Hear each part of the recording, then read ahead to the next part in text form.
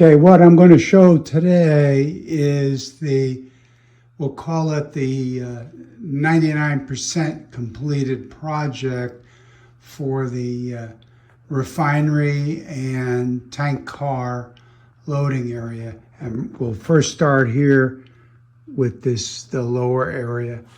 So those retaining walls are all 3D printed. These are rocks from my yard.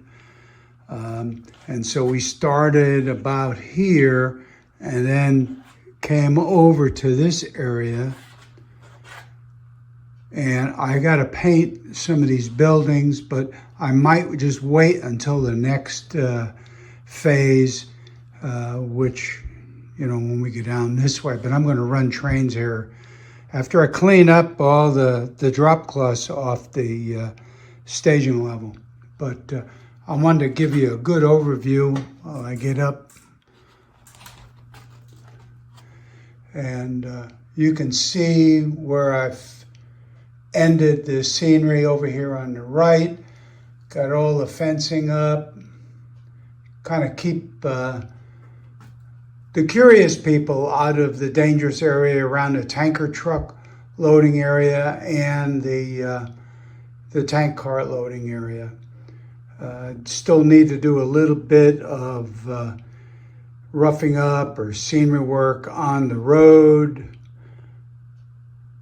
This simulates a concrete road through here, and then the black is asphalt.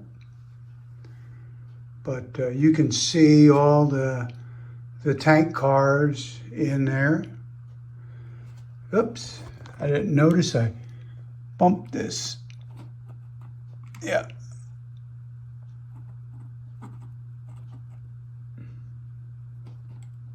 Okay.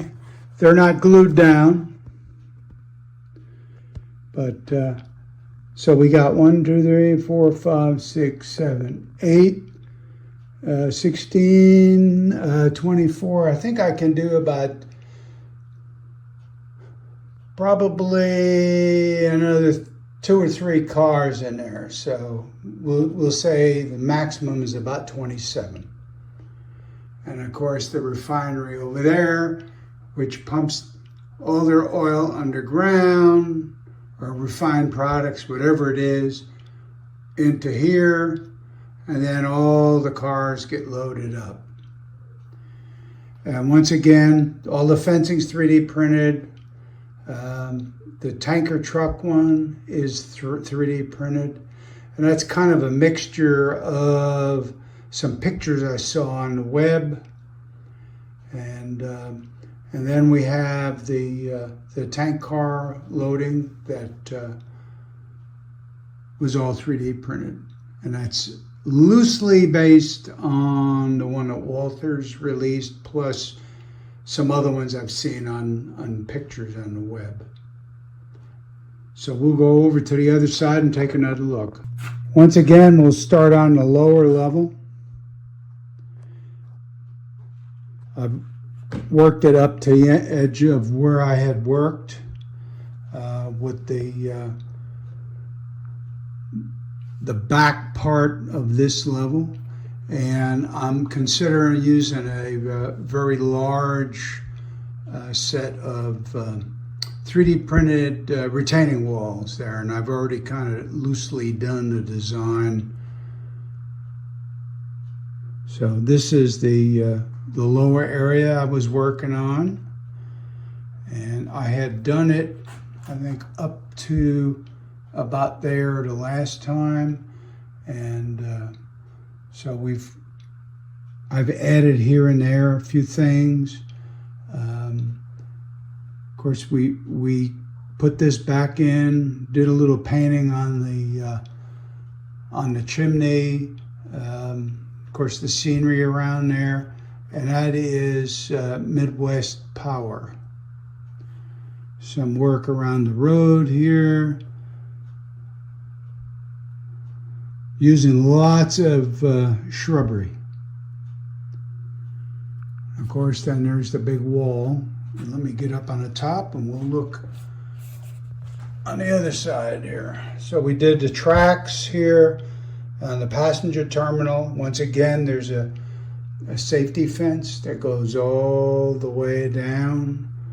It keeps the passengers and others from going into the dangerous area. And so you can see the cars lined up, and all of the spouts on the tank car platforms do move, so we can pick up whichever tank car we need to.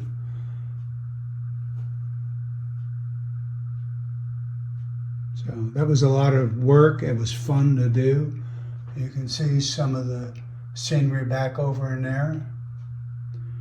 But all in all, it was a very fun project to do. And I think after I got to put together this station. I had started it several years ago, and I painted the base here. And so I will finish that station. So it's back in the house to be put together. So, but that's the sum total of these two large projects here in the back. And I'm undecided what's the next one I might do. I might finish over here, or I might continue on the center peninsula. Yet to be determined. So I do want to get back to running some trains, which I haven't done for a while, and the track is probably filthy. So, but anyway, thanks for watching. I appreciate everybody that subscribes, and take care, everybody. We'll see you next time. Bye.